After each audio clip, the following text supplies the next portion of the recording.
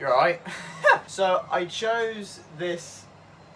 No one's in at the moment, so I can just sort of like pretend this is my chair and not my dad's. We're not talking about chairs today, we're talking about the Samsung Galaxy and Samsung Galaxy, and I'm also going to be telling you why I saw one and why.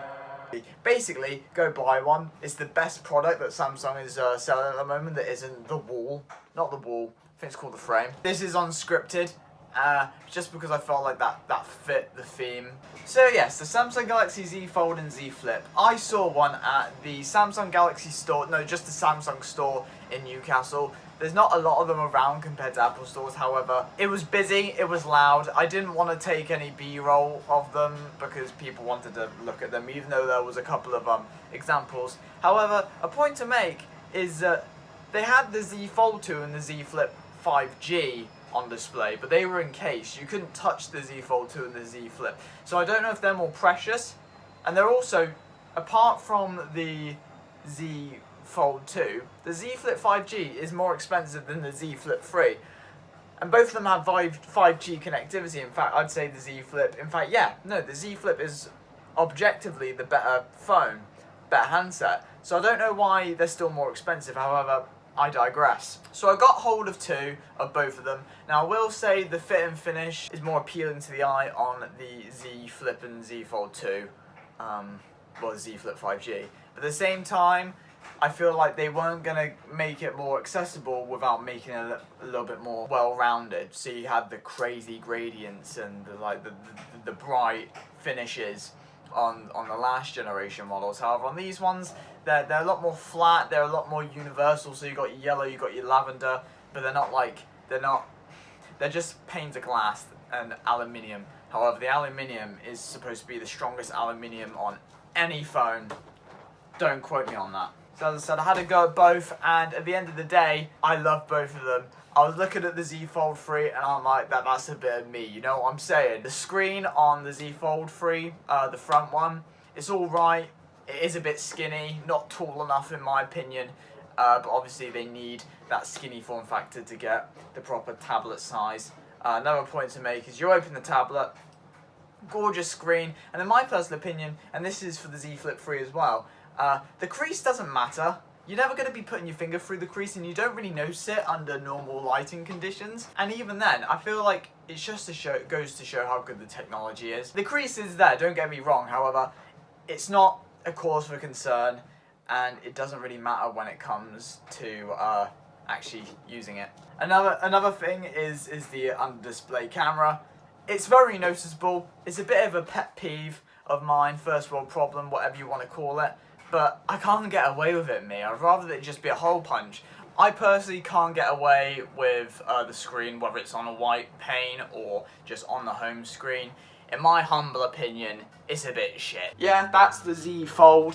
I like it, can't afford it at all. However, the Z Flip is what I'd call a flagship device. Now, what do you mean by that, Jack? Well, I will gladly tell you. The Z Flip, in my humblest opinion, in Vapid, I forgot my name for a second. Basically, in my opinion, the Z Flip is something I could actually get behind. And it's actually making me want to get a Samsung over the new iPhone 12 mini when the iPhone 13 comes out. Or even just completely ditch. In my humble opinion, the Galaxy Z Flip is Samsung's flagship. Now, what I mean by that is that even they have the S21, the S21 Ultra, there's not a Note this year, which I'll come back to at the end.